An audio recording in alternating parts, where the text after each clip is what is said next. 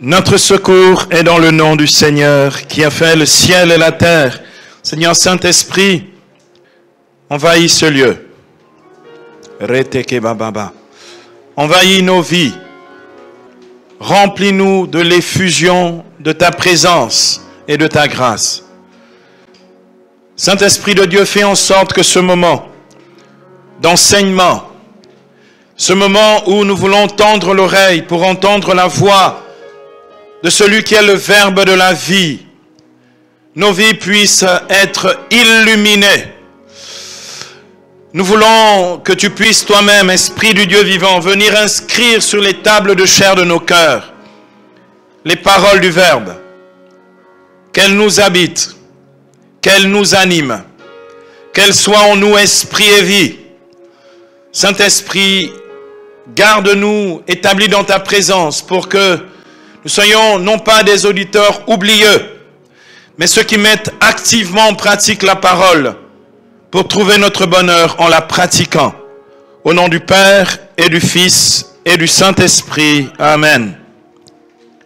Bien-aimés, en ce 3e jour de notre parcours dans ce séminaire de croissance pour nous préparer à la Pentecôte, je voulais quand même dire que la Pentecôte, c'est tous les jours. Quelqu'un me donne un amen. Donc, c'est une préparation pour franchir un palier supplémentaire. Je voudrais, après avoir vu dans une première leçon l'ascension ou l'ouverture sur le surnaturel, et après avoir médité le mystère de la Pentecôte comme étant la rencontre du naturel et du surnaturel, nous allons aborder à présent cette thématique de la délivrance de l'apôtre Pierre ou l'expérience vécue du surnaturel. La délivrance de l'apôtre Pierre ou l'expérience vécue du surnaturel. Bien aimé, on peut parler de ces choses et les présenter comme des réalités de grâce extraordinaires, mais leur caractère tellement extraordinaire peut nous faire croire que ce n'est pas fait pour nous, ou bien que c'est des choses tellement extraordinaires que nous n'y avons pas part et que c'est réservé à quelques-uns. Je voudrais vous montrer, bien aimé, le fait que ces réalités-là, ces réalités sont faites pour nous, et Dieu nous donne accès à toutes ces réalités de grâce par le moyen du Saint-Esprit. Quelqu'un me donne un amen. Dieu veut rendre accessible et opérant dans la vie de chacun d'entre nous cette expérience vécue du surnaturel. Bien aimé, la vie surnaturelle nous apprend à vivre sur la terre comme si nous étions déjà dans le ciel. Quelqu'un me donne un amen. Nous sommes trop terriens et peut-être trop terrestres. Notre cité est dans le ciel et notre vraie vie est déjà avec Christ dans le ciel. Ceci, bien aimé, a été rendu possible grâce à la résurrection du Seigneur et à sa glorieuse ascension dans le ciel, car il nous a ouvert le ciel et il nous a ouvert aux réalités du ciel. Quelqu'un me donne un amen. Le Christ nous a ouvert le ciel. Et nous ouvrons le ciel, il nous a ouvert aussi aux réalités du ciel. Voilà pourquoi Paul dit dans l'Épître aux Colossiens, au chapitre 3, verset 1 et verset 2, l'apôtre dit « Recherchez les choses d'en haut ». Quelqu'un me donne un amen. Recherchez les choses d'en haut. Et bien aimé, il y en a qui peuvent dire c'est peut-être de l'orgueil, de la présomption sur le plan spirituel. Non, c'est un impératif de la part du Seigneur inspiré à l'apôtre Paul. Recherchez les choses d'en haut. Mais en fait, dans le grec, c'est écrit, c'est pas chose, ce sont les réalités. Bien aimé, quand on parle de réalité, c'est qu'on est dans le réel et non pas dans l'abstrait ou dans le fictif. D'accord? On n'est pas dans... C'est pas de la fiction, bien aimé, c'est pas du virtuel. C'est la différence entre le virtuel et le réel. C'est que le réel est concret, le virtuel n'est que apparemment concret. D'accord? Bien aimé, recherchez les réalités d'en haut. Rentrez dans le concret du ciel et vivez le ciel sur la terre. C'est un encouragement de l'apôtre Paul de la part du Seigneur. C'est pourquoi, bien aimé, le surnaturel ne doit pas être considéré comme une chose abstraite, car il s'agit d'une réalité concrète que l'on peut expérimenter. Notre but à nous, c'est pas juste de parler de ces choses, C'est rentrer dans la réalité de ces choses pour pouvoir les expérimenter. Bien aimé, pas qu'une fois, pas que dans un moment de prière intense comme celui-ci, mais que notre vie quotidienne, et quelles que soient les circonstances de notre vie, qu'elles soient bonnes ou mauvaises, soit le lieu de l'expérimentation du surnaturel de Dieu dans nos vies. Amen. Bien aimé, c'est ce que nous allons découvrir avec les 2 délivrances miraculeuses de Pierre, parce qu'il n'y en a pas qu'une, il y en a 2 dans le livre des Actes des Apôtres. Nous allons découvrir que nous ne sommes pas assez attentifs à l'agir de Dieu dans nos vies. Bien aimé, je vais vous expliquer ça simplement. En général, nous ne sommes attentifs à l'agir de Dieu dans nos vies que quand nous prions Dieu. Or, Dieu ne devient pas Dieu parce que nous prions, et Dieu n'attend pas nos prières pour être Dieu dans nos vies. Donc, nous ramenons trop l'expérience de Dieu à l'expérience ou aux petits moments de prière, même s'ils sont longs de 3-4 heures. Mais ça reste quand même des moments trop limités par rapport au fait que Dieu, qui est un Dieu éternel et infini, veut l'être éternellement dans nos vies. Quelqu'un me donne un amen. Donc, nous ne sommes pas assez, bien aimés, nous ne sommes pas assez attentifs à l'agir de Dieu dans nos vies, parce que nous limitons Dieu aux prières que nous faisons ou aux choses que nous lui demandons.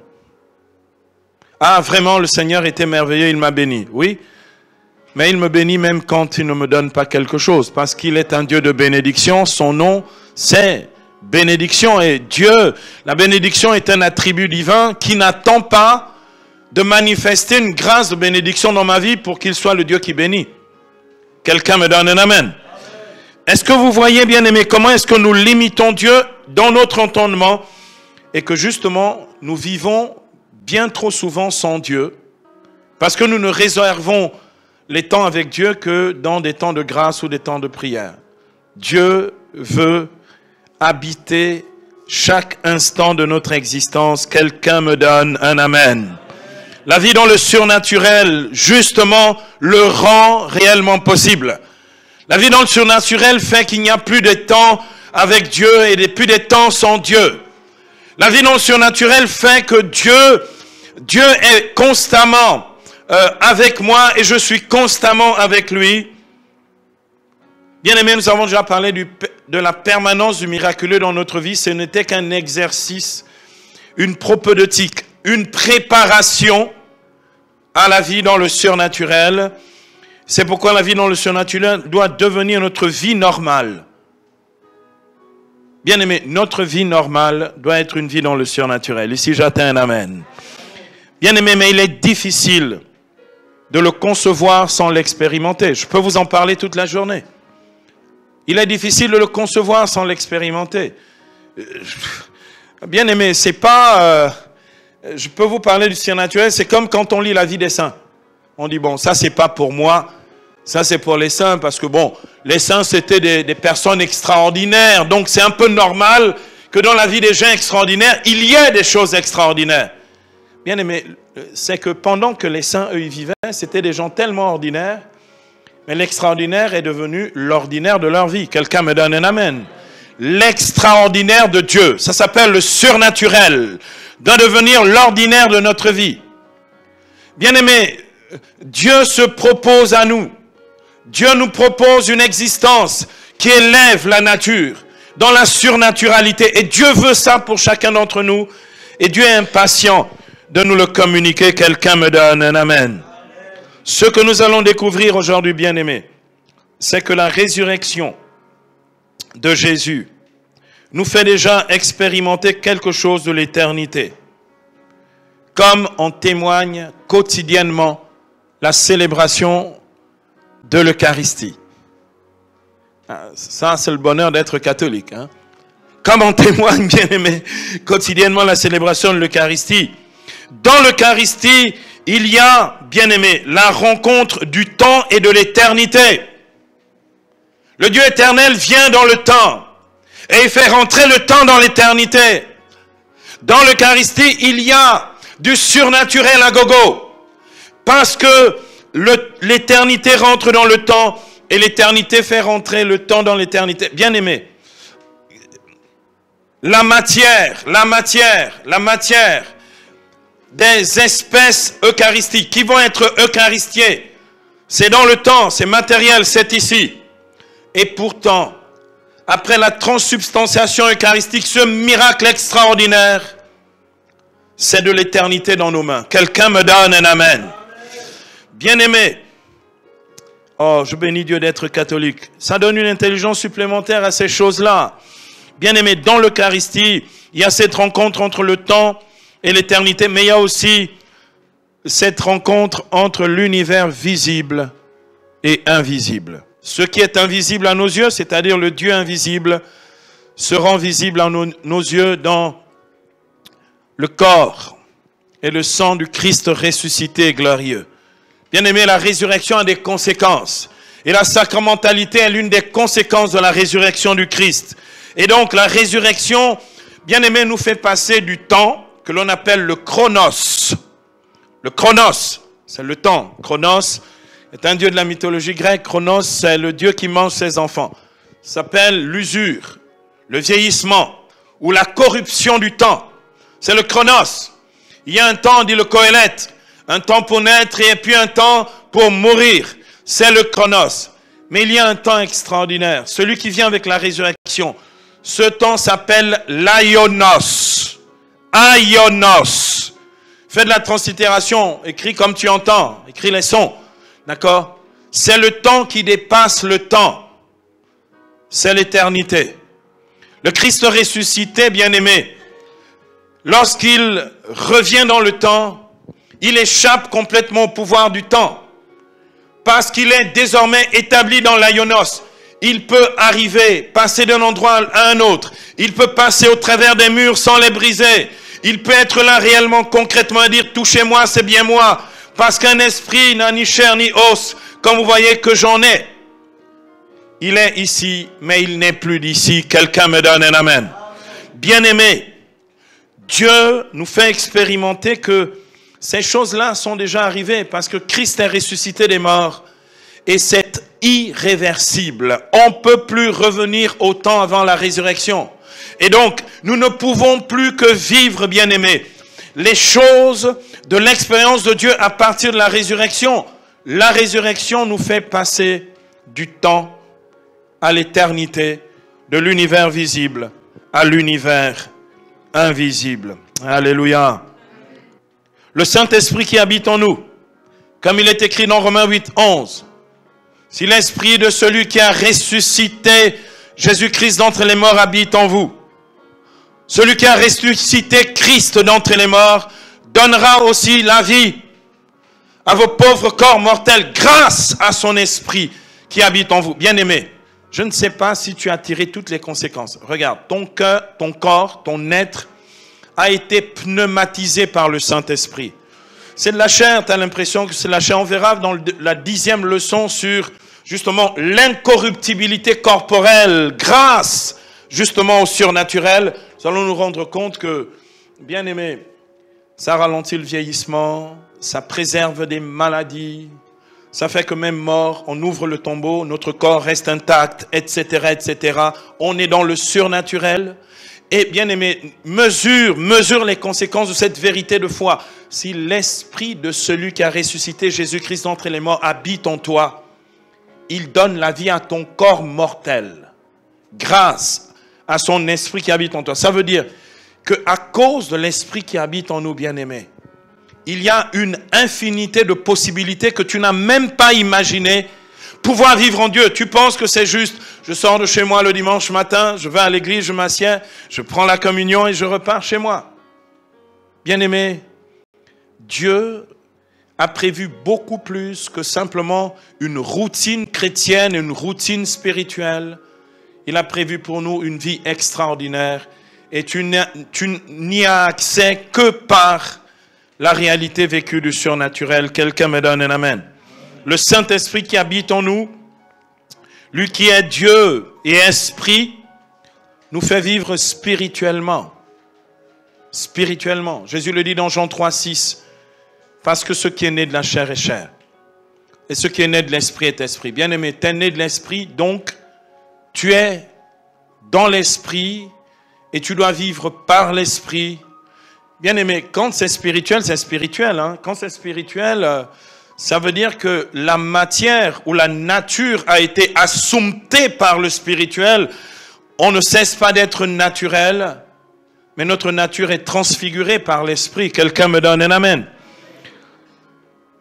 Bien aimé, cela signifie que le Saint-Esprit nous rend capables de vivre en permanence dans le surnaturel. Si c'est dans un séminaire de croissance en vue de la Pentecôte que nous étudions, approfondissons et méditons ces réalités de la grâce, c'est parce que le temps de l'Esprit que nous vivons n'est pas un temps simplement de répétition de tout ce qu'on a fait l'année dernière, les années précédentes, etc. et qu'on doit toujours être dans les mêmes choses. Oh, bien aimé, on va vous parler du baptême dans l'Esprit. Bon, ça c'est fait. Je pense que ça c'est le B.A.-ba, on doit commencer quand même par le baptême du Saint-Esprit. Bien aimé, on va vous parler des fruits de l'Esprit. Bon, j'espère quand même que depuis le baptême du Saint-Esprit, il porte quand même des fruits de l'Esprit dans ta vie, parce que sinon, il serait venu pour rien. Ah, bien aimé, non, là, on va parler des charismes. Oui, on va parler des charismes. Mais c'est fait en fait parce que dès que le Saint-Esprit tombe sur moi, comme on le voit dans Actes chapitre 2, verset 4, il est écrit, ils furent remplis du Saint-Esprit et se mirent à parler en d'autres langues. Il libère les dons charismatiques. Ça, normalement, ça c'est depuis la première année de ton expérience spirituelle. Bien aimé, il faut peut-être passer à autre chose, non, vous croyez pas? Est-ce que nous devons à chaque fois, bon, vous savez que chaque année, cycliquement comme ça, dans les milieux charismatiques, ils veulent qu'on refasse un topo entier sur les charismes. D'accord, mais ça, ce n'est qu'un équipement spirituel en vue de la mission. Jésus le dit dans Marc 16. D'accord, dans Marc 16, 17, voici les signes qui accompagneront ceux qui auront cru. En mon nom, ils chasseront les démons, ils parleront des langues nouvelles. D'accord, verset 18, ils imposeront les mains aux malades et ceux-ci seront guéris. Ils s'en allèrent prêcher en tout lieu. Verset 20. Bien aimé, ça veut dire quoi? Ça veut dire que ces choses-là, c'est un équipement spirituel pour la mission. Et notre vie, qu'est-ce qu'elle devient dans tout ça? Parce qu'une fois que j'aurai prêché, chassé les démons, prophétiser, guérir les malades au nom du Seigneur, qu'est-ce qu'il advient de ma vie? Jésus interroge dans Matthieu 7, beaucoup viendront ces jours-là, à la fin, et me diront, Seigneur, nous avons prophétisé sur les places en ton nom, nous avons prêché en ton nom, et nous avons chassé les démons en ton nom. Il dira, éloignez-vous de moi, je ne vous connais pas. Bien-aimé, c'est redoutable. Ça veut dire quoi? Ça veut dire que on peut avoir fait tout ça et puis nous retrouver complètement sans le Seigneur. Bien-aimé, et c'est ce que je veux que tu comprennes.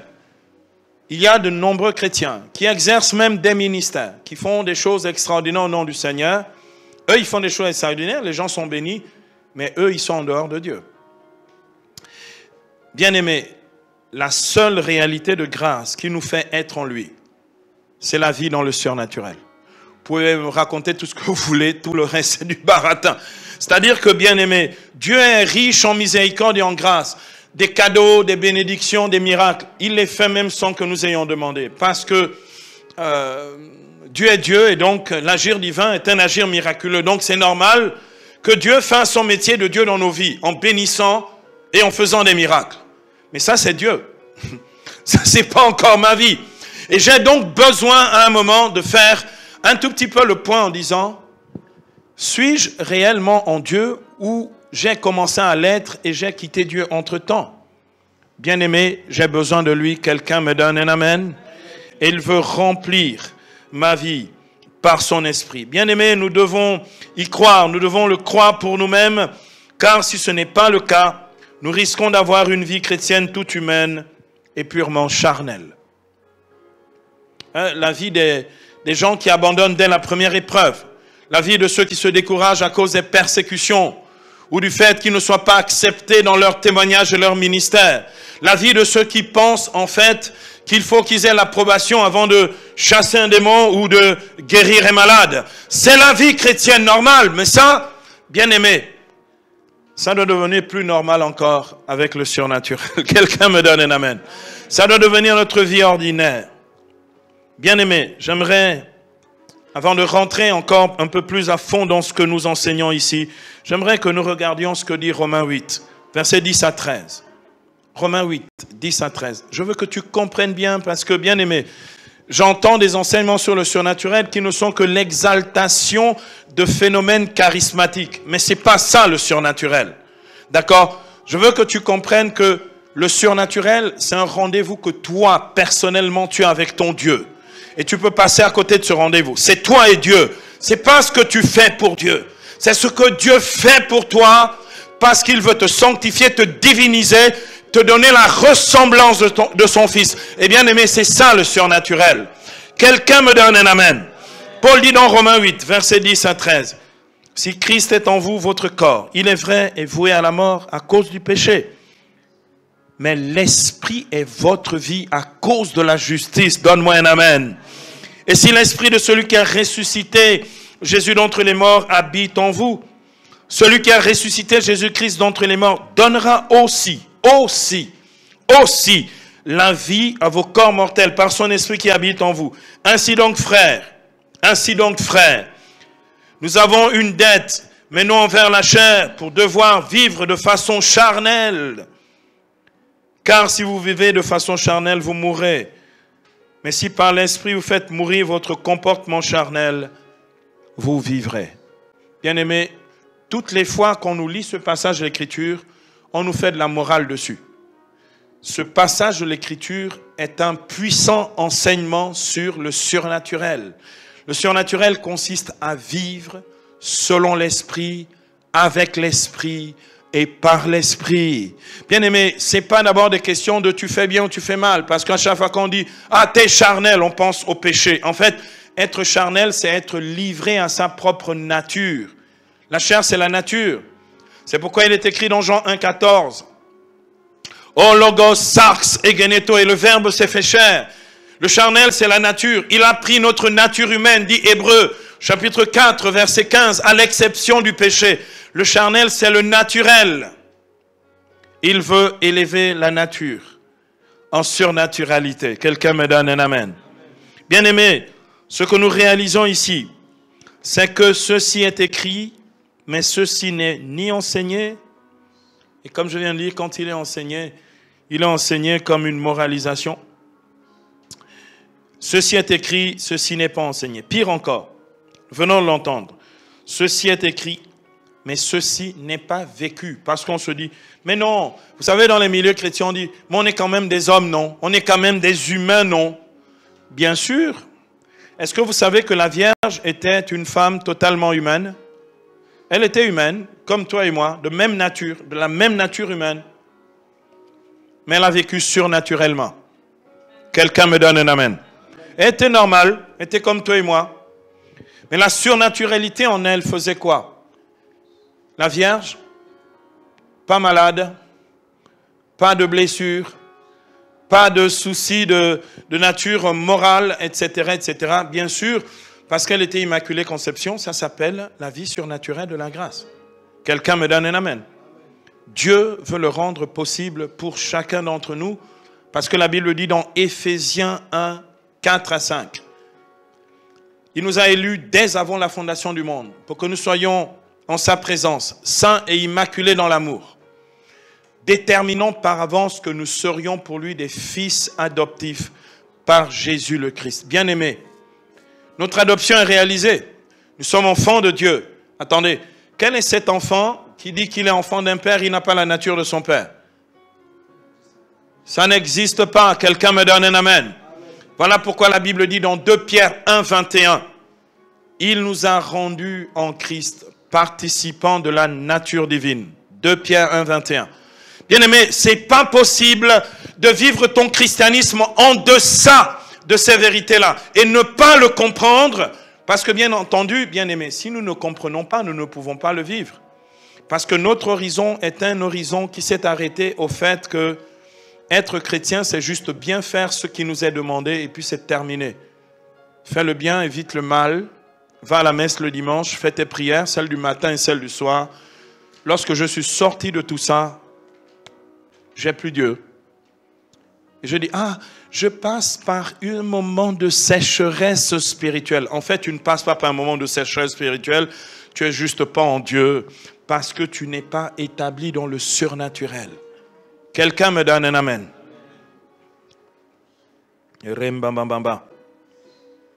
Bien-aimé, même le chrétien converti pense que le Seigneur n'a fait qu'améliorer un tout petit peu sa vie.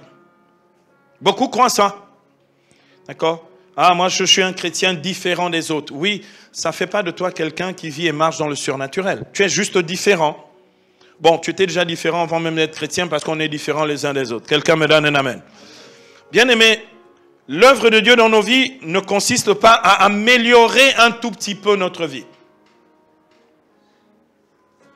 L'œuvre de Dieu dans notre vie est une œuvre de transformation du naturel au surnaturel.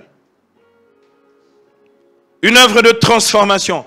Et bien aimé, c'est l'œuvre divine du Saint-Esprit. C'est lui qui produit en nous cette transformation du naturel au surnaturel. De fait, l'Église parle de religion naturelle, pour parler des religions païennes, et parle du christianisme comme de la religion où l'on vit dans le surnaturel. Bon, on l'a dit, il faut maintenant le vivre. Quelqu'un me donne un amen. Saint Jean de la Croix, docteur de l'Église, grand champion de Dieu, auteur d'un grand réveil spirituel, charismatique et mystique au XVIe siècle, en Espagne. Saint Jean de la Croix, dans la dernière œuvre qu'il a écrite, qui s'appelle La vive flamme d'amour. Saint Jean de la Croix nous l'explique en ces termes. Il dit ceci: il y a autant de différences de l'opération humaine à l'opération divine et du naturel au surnaturel. Il y a de la différence entre les deux. Et Saint Jean de la Croix poursuit: car en l'une, Dieu opère surnaturellement dans l'âme. C'est quand on est établi dans le surnaturel. Et en l'autre, elle fait seulement une œuvre qui n'est pas plus que naturelle. C'est-à-dire que même de façon naturelle, je peux prêcher, je peux parler de Dieu parce que j'ai quand même appris 2 ou 3 versets bibliques. D'accord? Je peux imiter un prédicateur, je peux même imiter une prière charismatique de guérison, et les guérisons se font. Mais je ne suis pas dans le surnaturel. Bien-aimés, lisez toute la vie flamme d'amour. Je vous recommande de lire Saint Jean de la Croix, c'est ultra puissant sur justement la transformation surnaturelle de notre vie. Il dit, c'est par le feu divin du Saint-Esprit. Et il dit, nous sommes comme une bûche de bois qui rentre dans le feu et qui à un moment n'est plus du bois, mais du feu, parce que le feu a tout transformé en lui-même. Quelqu'un me donne un amen.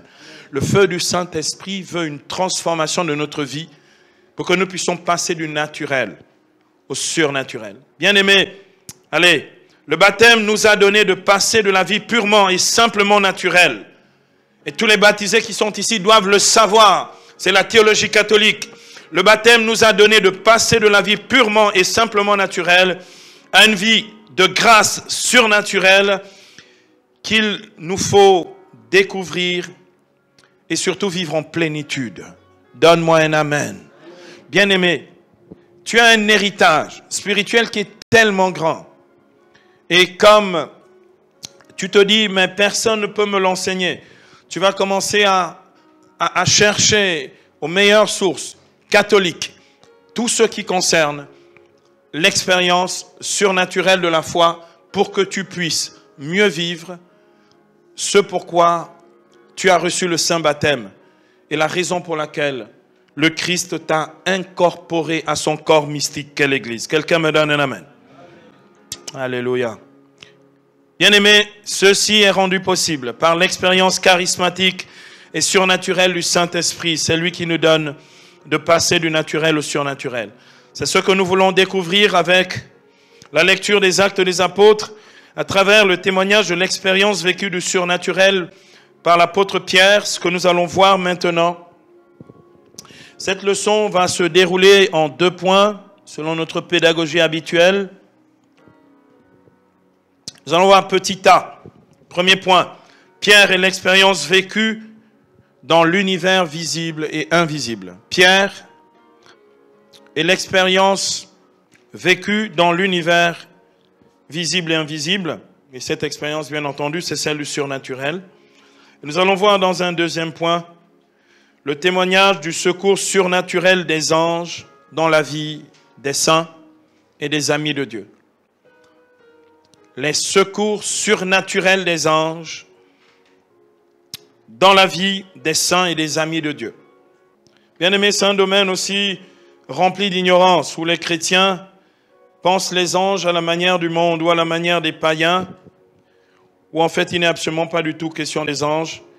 Il est souvent question de démons et d'esprits maléfiques. L'accès à ces réalités souvent ne passe que par les témoignages de la magie ou de la sorcellerie sur ces entités spirituelles.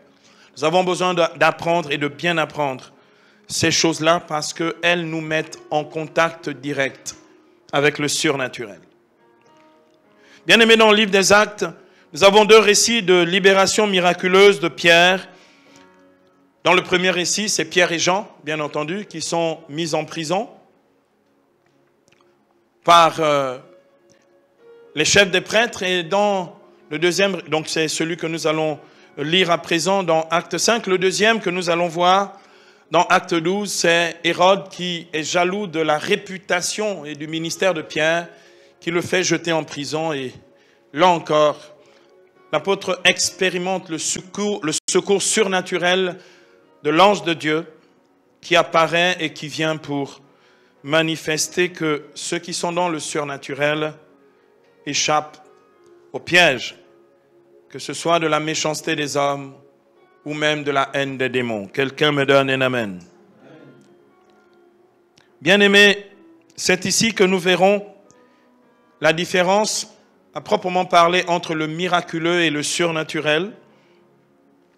Parce que très souvent, ces événements, d'accord, ces expériences de Pierre ne sont considérées que sur le plan du miraculeux. Il y a une réalité du miracle, mais cette réalité du miracle est intégrée dans la vérité divine du surnaturel, comme je m'apprête à vous le montrer. Luc rapporte dans Acte 5, versets 17 à 25. Acte, chapitre 5, les versets 17 à 25. Il est écrit: sur ces entrefaites, le grand prêtre et tout son entourage, c'est-à-dire, il s'agissait du parti des Sadducéens, furent remplis de fureur. Les apôtres donc furent appréhendés. Ils firent appréhender les apôtres et les jetèrent publiquement en prison. Bon, donc c'est un fait, hein, c'est pas une idée, c'est pas un mythe. Verset 19. Mais pendant la nuit, l'ange du Seigneur ouvrit les portes de la prison. Les fit sortir et leur dit: allez, tenez-vous dans le temple et là, prêchez au peuple toutes ces paroles de vie. Ils l'écoutèrent. Dès le point du jour, ils se rendirent au temple et là, ils enseignaient. Le grand prêtre arriva, lui et son entourage, convoquèrent le Sanhédrin, assemblée plénière des Israélites, et ils envoyèrent chercher les apôtres à la prison. Mais les serviteurs, une fois sur place, ne les trouvèrent pas dans le cachot. De retour, ils rendirent compte en ces termes: nous avons trouvé la prison soigneusement fermée. Quelqu'un entend? Soigneusement fermée. Et les gardes en faction devant les portes, mais quand nous avons ouvert, nous n'avons trouvé personne à l'intérieur. Quelqu'un me donne un amen. À l'annonce de ces nouvelles, le commandant du temple et les grands prêtres étaient perplexes au sujet des apôtres, se demandant ce qui avait pu bien se passer. Mais quelqu'un vint leur annoncer: voici que les hommes que vous aviez jetés en prison se tiennent dans le temple et ils instruisent le peuple. Alléluia.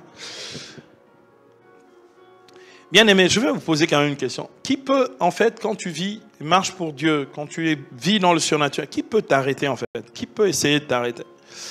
Et de temps en temps, bien aimé, nous avons, et parce que nous avons des considérations trop humaines, et notre approche même du témoignage de la foi, du ministère charismatique, etc., est trop humain, que quand ça devient difficile, on abandonne parce qu'on a une manière de voir trop humainement les choses et pas assez de façon surnaturelle.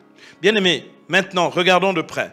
Voici quelques points d'attention à propos du surnaturel dans ce texte de Acte 5 que nous venons de lire. L'ange qui s'introduit dans la prison sans se faire voir et sans ouvrir les portes de la prison est un messager céleste. Bien-aimé, écris-le d'abord, parce que justement, angelos, c'est messager. C'est un messager céleste. Or, ce messager céleste est un être purement spirituel. C'est un être purement spirituel. Donc, bien aimé, l'accès à ces choses ne peut être que spirituel et pas charnel. Il peut se rendre visible comme rester invisible. Vous vous souvenez dans le livre de Tobie comment l'archange Raphaël se comporte.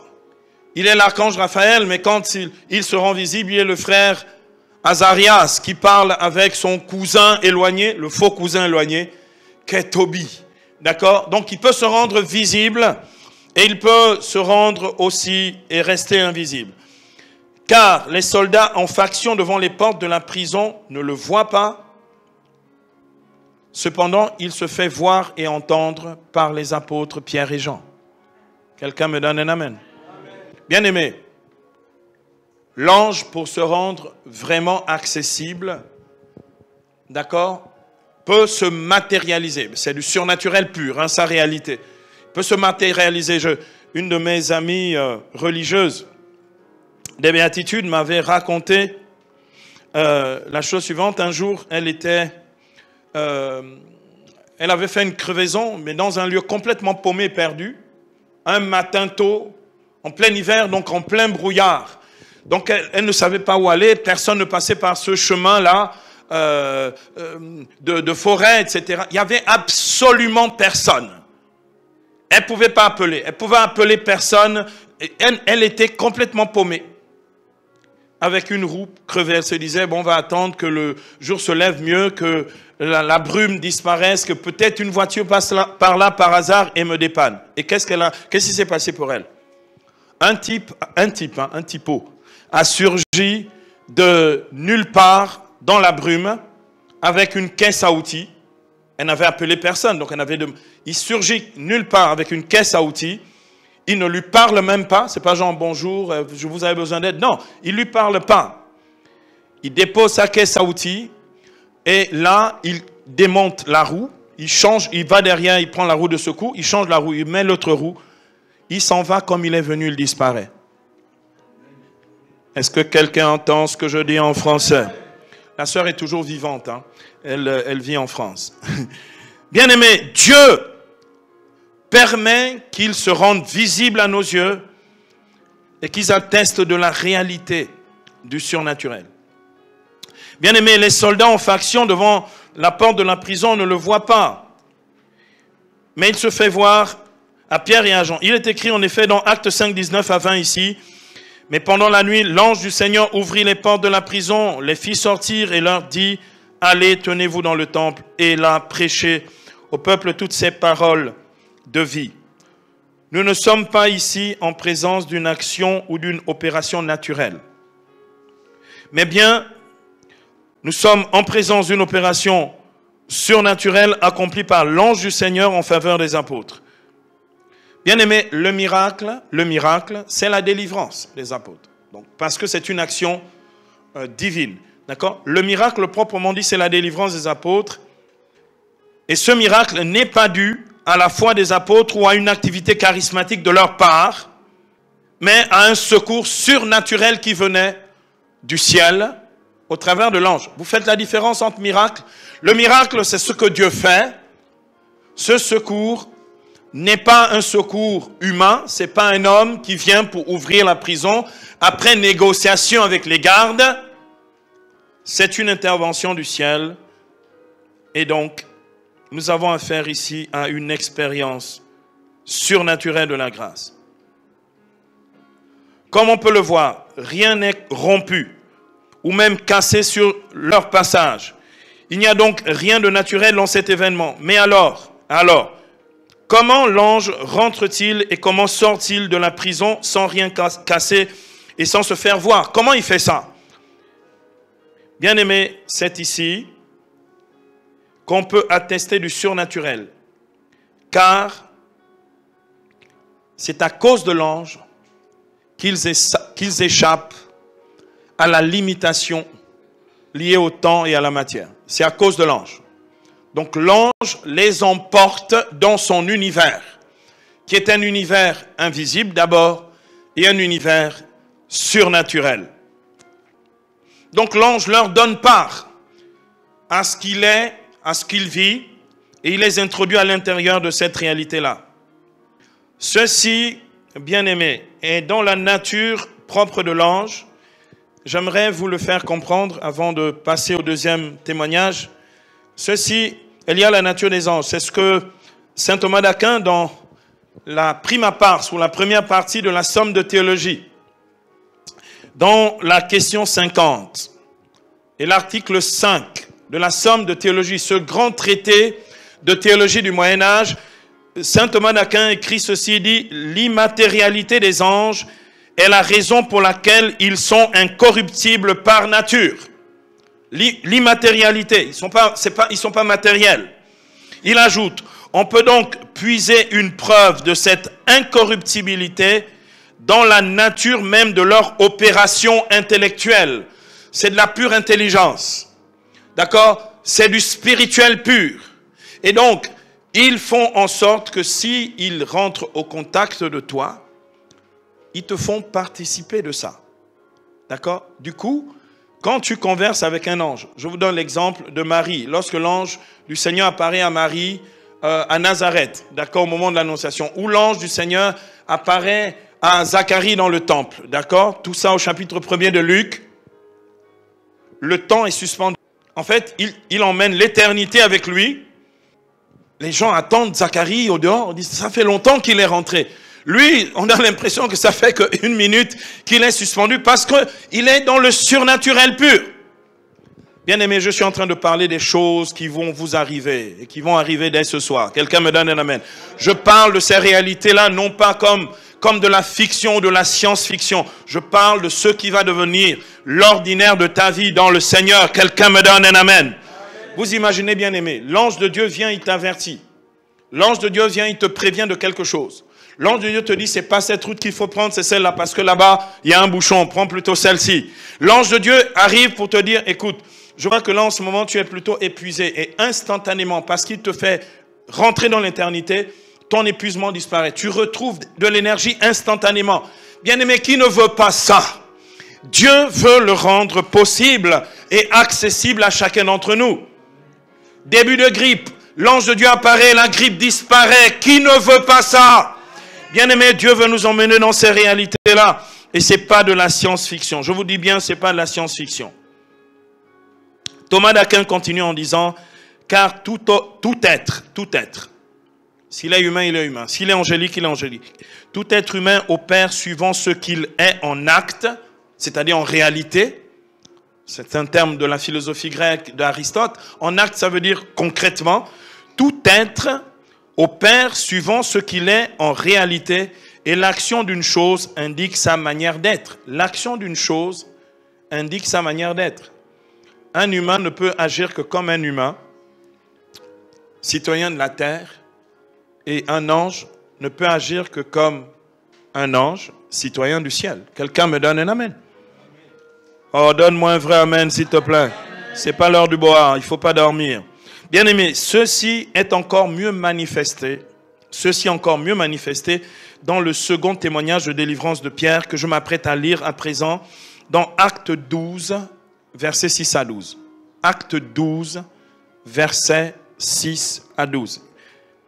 Il est écrit, Hérode allait le faire comparaître. Cette nuit-là, Pierre dormait entre deux soldats maintenus par deux chaînes et des gardes étaient en faction devant la porte. Mais tout à coup, l'ange du Seigneur surgit et le local fut inondé de lumière. L'ange réveilla Pierre en lui frappant le côté. « Lève-toi vite » lui dit-il. Les chaînes se détachèrent des mains de Pierre. Et l'ange de poursuivre, mets ta ceinture et lasse tes sandales.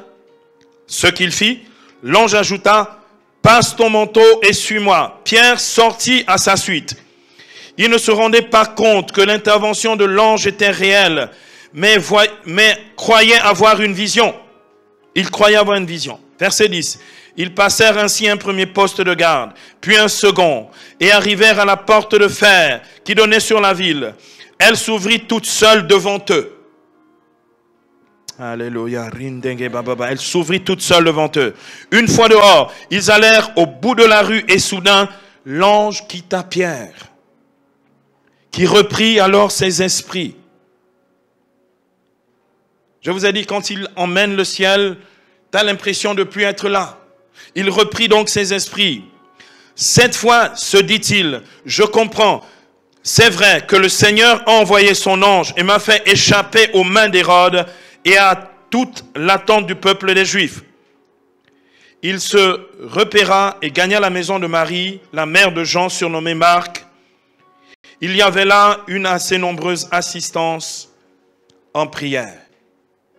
Bien-aimés, regardons le détail. Et ensuite, on va passer au témoignage des saints.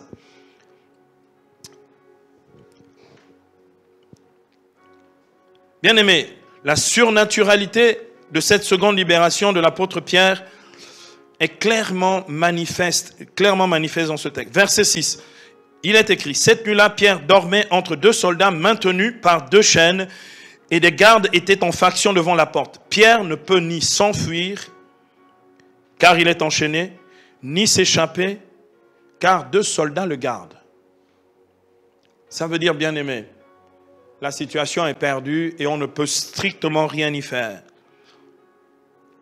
Il ne peut pas s'enfuir. Le récit se poursuit en disant, au verset 7b, « L'ange réveilla Pierre en lui frappant le côté. « Lève-toi vite, lui dit-il. » L'ange parle, écoutez bien, l'ange parle. Il parle, mais Pierre seul entend ce qu'il dit. Ceci est curieux, car les gardes sont censés être éveillés. Ce sont des gardes. Les gardes, quand tu gardes, normalement tu ne dors pas. Tu veilles sur la personne que tu gardes, normalement, que tu dois surveiller.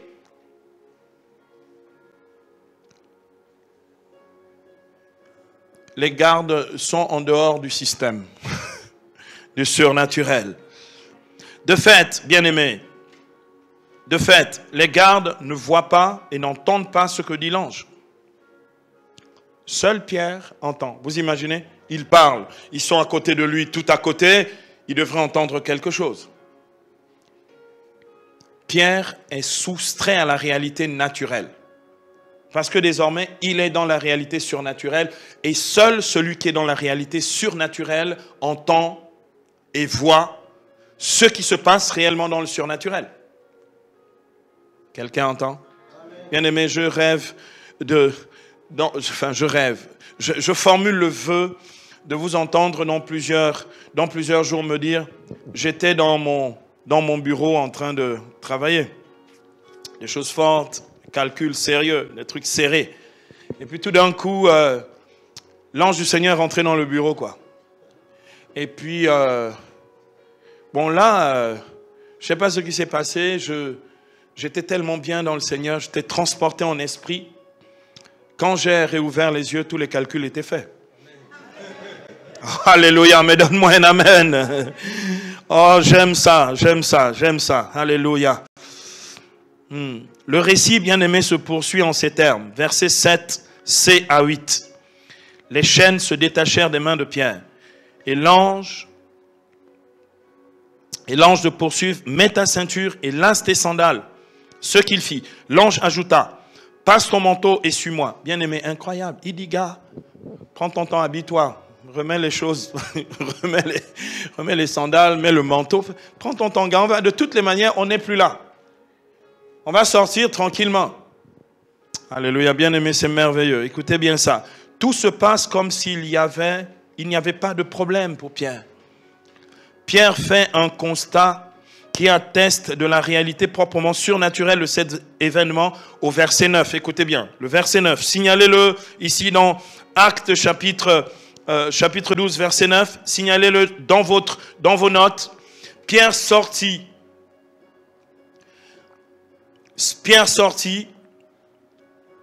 à la suite de l'ange. Il ne se rendait pas compte que l'intervention de l'ange était réelle, mais croyait avoir une vision. Bien-aimé, la vision, c'est quand toi et moi, on prie là tout de suite et le Seigneur nous montre en vision, charismatiquement, ce qu'il veut faire. Ici, dans l'assemblée, par exemple. D'accord? Bon, la Bible dit dans Joël 3:1, vos jeunes gens auront des visions. Et donc, c'est charismatique. Ici, bien aimé, on n'est pas dans le charismatique, on est dans le réel. Ce n'est pas une vision, c'est vraiment lui qui le voit. Quelqu'un me donne un amen. On n'est pas dans une vision. Ce n'est pas un songe. Ce n'est pas un rêve. Parce que, bon, la vie chrétienne de beaucoup ne se vit que dans les rêves. Dans le réel, on ne sait pas ce qui se passe. Ah, j'ai encore rêvé hier soir. Oui, mais quand est-ce que tu vas vivre ça dans le réel? Quelqu'un entend ce que je dis en français? Bien-aimé, il ne s'agit pas d'une vision ou d'un rêve. Et je voudrais préciser quand même, tous les rêves ne sont pas une manifestation divine du Saint-Esprit. Seule une catégorie que l'on appelle des songes. Quelqu'un me donne un amen. Maintenant, il est normal et naturel de rêver parce que les rêves ont une fonction. La fonction naturelle des rêves, c'est une régulation psychique. Donc, si tu dis j'ai rêvé que quelque chose s'est passé, je dis d'accord, tu as rêvé. C'est le rêve. À un moment, il faut passer du rêve à la réalité. Quelqu'un me donne un amen. Il s'agit réellement de l'intervention, est une intervention réelle d'un messager céleste. C'est un messager céleste. Et bien aimé, c'est réel. J'aime bien la suite du récit, je la reprends pour conclure cette partie. Ici dans Acte 12, versets 10 à 11. Ils passèrent ainsi un premier poste de garde, puis un second, et arrivèrent à la porte de fer qui donne sur la ville. Elle s'ouvrit toute seule devant eux. Toute seule devant eux. Il n'y a pas besoin de casser, il n'y a pas besoin d'appeler un ferronnier pour qu'il vienne casser l'endroit et ouvrir la porte de fer. Elle s'ouvrit toute seule devant eux. Une fois dehors, ils allèrent au bout de la rue et soudain l'ange quitta Pierre, qui reprit alors ses esprits. C'est quoi? Il sort du surnaturel et revient au naturel. Il reprend ses esprits, dit ici l'Écriture. Cette fois, se dit-il, je comprends. Je comprends. Donc, bien aimé, ça appelle aussi notre intelligence, notre rationalité. La vie spirituelle, c'est pas des choses, on vous invente tout et n'importe quoi et tu ne réfléchis même pas. Ce que tu vis en Dieu, ce que tu vis dans l'expérience de Dieu est intelligent. Donne-moi un amen. Une vie spirituelle sans intelligence, c'est sans doute de la fabrication, de la contrefaçon, du mensonge, des histoires qu'on raconte pour endormir les gens. Mais ça n'a rien de Dieu, parce que Dieu est sagesse, et Dieu est logos. Le Christ est le logos, frère cher. La foi chrétienne est une foi intelligente qui parle à la rationalité humaine. Même dans le surnaturel, c'est encore rationnel. Quelqu'un me donne un amen. Il est écrit ici, je comprends.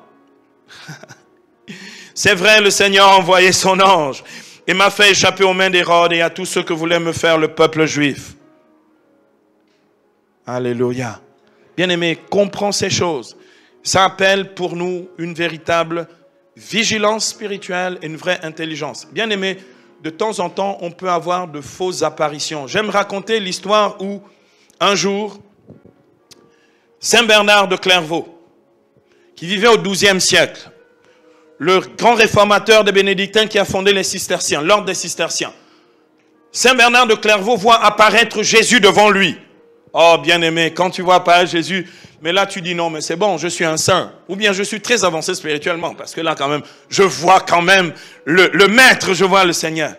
Et puis là, il a un mouvement intérieur de vanité. Il dit, ça devrait inspirer la crainte de Dieu, et ça devrait inspirer chez moi l'humilité.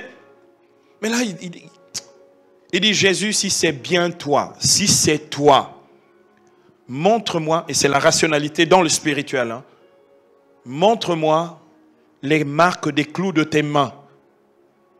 La vision a disparu instantanément. Parce que le réel du Christ ressuscité tel qu'il apparaît, c'est comme il apparaît à Thomas au chapitre 20 de Jean. Il dit, touche, vois, mets la main dans mon côté, cet incrédule devient croyant. Bien-aimé, il n'y a pas d'expérience, même au plus haut niveau de la vie spirituelle et de l'expérience surnaturelle qui soit quelque chose de fabriqué de faux. Vous savez, quand vous faites ce genre d'enseignement sur le surnaturel, les gens vont aller inventer, raconter n'importe quoi et dire, ah oui, moi en ce moment je vis des choses très surnaturelles. Oui, tu as vu le poteau électrique et la lumière du poteau et tu as cru que c'était un ange qui illuminait le poteau. En fait, ce n'est pas Dieu.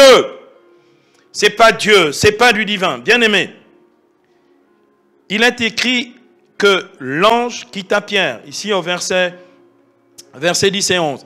L'ange quitta Pierre qui reprit alors ses esprits. Pierre vient de vivre très concrètement une expérience du surnaturel. Concrètement. Alors pourquoi seul l'apôtre Pierre voit et entend l'ange? Pourquoi Pierre et l'ange sortent de la prison comme si tout était normal et sans être vu? Bien-aimé, c'est que nous sommes ici dans le surnaturel. Car tout se passe de façon réelle, mais dans l'univers invisible. Tout se passe de façon réelle, mais dans l'univers invisible. Quand mène l'ange, d'accord? Car Pierre et l'ange ne sont ni vus, ni entendus, parce qu'ils ne sont plus dans l'univers visible. Et c'est pourquoi les gardes peuvent être là et rien voir. Ils peuvent traverser les trois portes en fer, d'accord, de la prison, parce qu'il y a 3 portes, sans être arrêtés. Et bien aimé, et la porte s'ouvre même en s'inclinant devant leur passage. Quelqu'un me donne un amen. Alléluia. De fait, Pierre voit tout et entend tout. Et je tiens à te dire, dans le surnaturel, tu vois tout, tu entends tout. C'est pas dans l'esprit, c'est pas dans la tête, c'est pas du rêve, c'est pas du rêve. Tu vois tout, tu entends tout. Pierre voit tout, entend tout, tandis que les gardes ne le voient pas, ne les voient pas, lui et l'ange, et ne les entendent pas. L'expérience de Pierre, bien-aimé, est une authentique expérience vécue du surnaturel. Quelqu'un me donne un amen? Alors je vais aller vite. Petit B, le témoignage du secours surnaturel, les anges dans la vie des saints. Bien-aimé, je ne prendrai qu'une sainte, je n'en prendrai qu'une seule. De nombreux saints ont eux aussi fait l'expérience des secours surnaturels des anges, manifestant ainsi le lien entre l'univers visible et l'univers invisible, tel que nous le confessons dans le credo. Le premier article du credo, du symbole de Nicée, Constantinople dit « Je crois en un seul Dieu, le Père Tout-Puissant, Créateur du ciel et de la terre, de l'univers visible et invisible. » Donne-moi un amen à cette confession. Bien-aimés, ce que nous proclamons dans le credo est une réalité de grâce. Et cette réalité est d'ordre surnaturel. Le premier article donc du credo nous le fait comprendre clairement. Un univers invisible existe et il est connecté à l'univers visible. Et vous et moi, nous pouvons vivre et marcher dans les deux univers, dans le visible comme dans l'invisible. Bien aimé, quand le Saint-Esprit se manifeste dans l'assemblée, comme il est en train de le faire en ce moment, je ne le vois pas et pourtant son agir est concret. Regardez-moi, je brûle dans tout mon corps depuis que j'ai commencé à parler. Parce que je suis en lui. C'est l'univers invisible qui investit et envahit l'univers visible et mon corps n'y échappe pas. Rimbambambamba.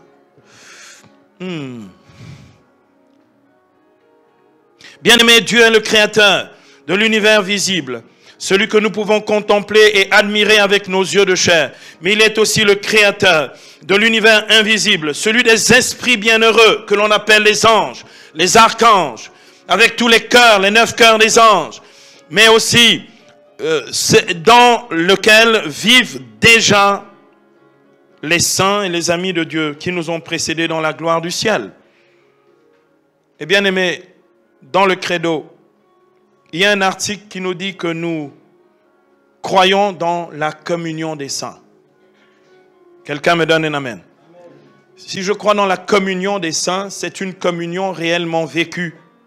Et cette communion est réellement vécue dans le surnaturel. Quelqu'un me donne un amen. Je peux le vivre, je peux l'expérimenter. Bien-aimé, j'aimerais donner ici le témoignage de cette familiarité avec le surnaturel d'une sainte du XVe siècle, une sainte italienne qui s'appelle Francesca. On traduit en français Françoise. Françoise la Romaine, parce qu'elle était de la ville de Rome. Et c'est pourquoi on l'appelle Sainte Françoise Romaine, qui vivait au XVe siècle, parce qu'elle est morte en 1440. Bien aimé, de nombreux biographes qui ont écrit, raconté sa vie et témoigné de ce qu'elle a vécu dans le Seigneur, rapportent qu'elle a vécu toute sa vie en compagnie d'un ange, qui a été qualifié d'ange gardien, parce que elle bénéficiait en permanence du secours de cet ange. Cet ange qu'elle seule pouvait voir, parce qu'elle était dans le surnaturel. Elle pouvait le voir et l'entendre, et qu'il a souvent délivré de nombreux dangers, y compris même des démons. C'est utile même dans le ministère de la délivrance. C'est utile pour que nos vies soient gardées, protégées. Il a donné ordre à ses anges de te garder en toutes tes voies, dit le psaume 91. Dieu fait en sorte que l'ange du Seigneur puisse veiller sur nous.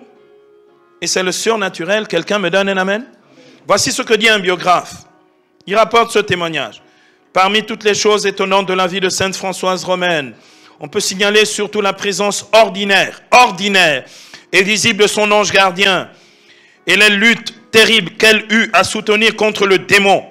Outre son ange gardien, Dieu lui avait donné un ange chargé de la punir. Cet ange était sévère, car à la moindre faute, il la frappait, même en public. Attention, surnaturel. Parce que Dieu va t'envoyer aussi un ange punisseur qui sera là juste pour te rappeler à l'ordre. Bon, peut-être pas avec des coups.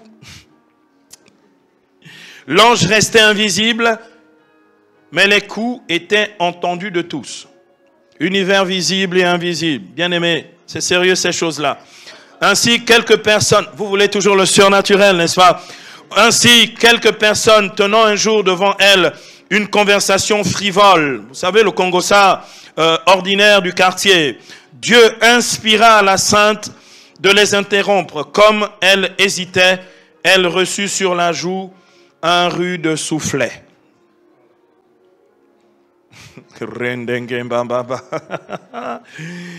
Bien-aimés, soyez candidats.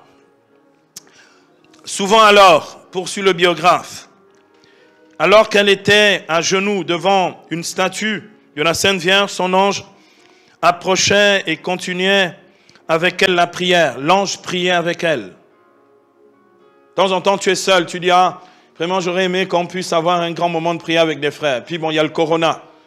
Tu n'as pas les frères qui viennent avec toi, tu es seul parce que c'est comment dire, on est en confinement total. Eh bien, tu pries avec les anges. La surnaturalité de notre vie. Quelqu'un me donne un amen. On représente généralement Sainte Françoise avec un ange à côté d'elle. Plus d'une fois, l'ange dévoué eut à chasser les démons qui ne cessaient de harceler la servante de Dieu. Une nuit, pendant qu'elle priait, le diable la prit par les cheveux et la portant sur la terrasse de la maison, l'a suspendue au-dessus de la rue. Mais Dieu l'a remis en sûreté dans sa cellule. D'autres fois, elle était traînée violemment. L'ennemi du salut prenait toutes les formes pour la tromper et l'épouvanter. Le calme de Sainte Françoise excitait son dépit et les mettait en fuite. Quelqu'un me donne un amen. Bien-aimé, tu veux être un vrai champion de Dieu. Tu veux être fort dans le combat spirituel. Tu ne peux y arriver que dans une expérience vécue du surnaturel. Sinon, regardez, on perd les batailles, pourquoi? Parce que je ne vois pas l'ennemi invisible. Vous comprenez?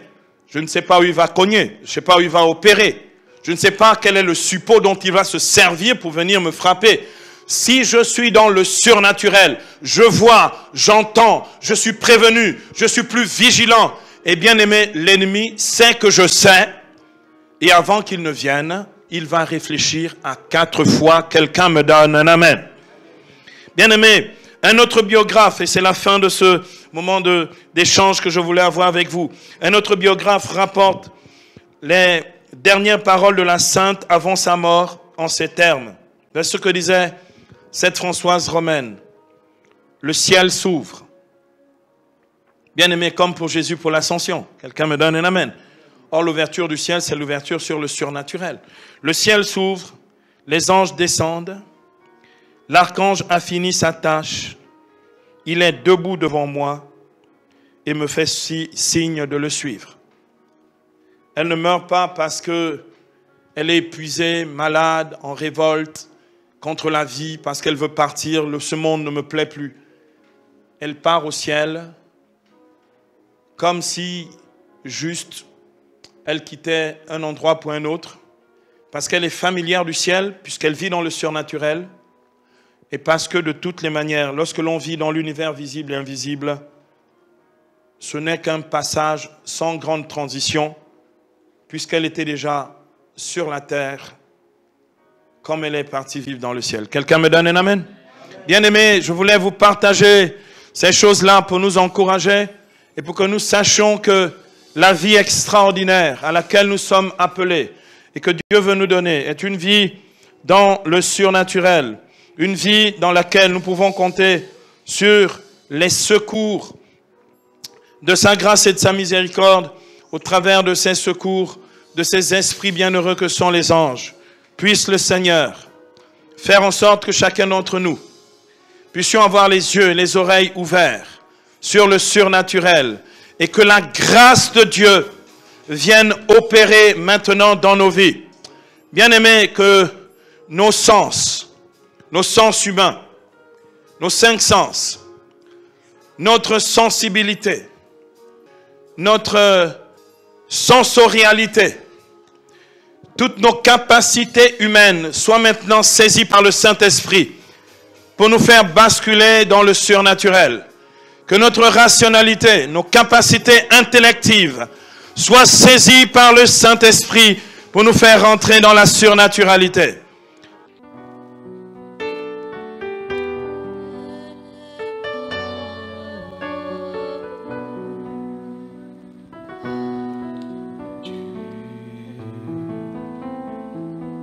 Tu es le meilleur enseignant, tu es le meilleur conseiller. À tout instant, murmure-moi à l'oreille ce que je dois faire pour plaire à mon Dieu. À tout instant, murmure à l'oreille ce que je dois faire pour plaire à mon Dieu. Guide-moi sur les chemins de sainteté qui conduisent vers le royaume des cieux. Tu es le meilleur enseignant. Tu es le meilleur conseiller. Un peu plus fort. À tout instant. Murmure-moi à l'oreille ce que je dois faire.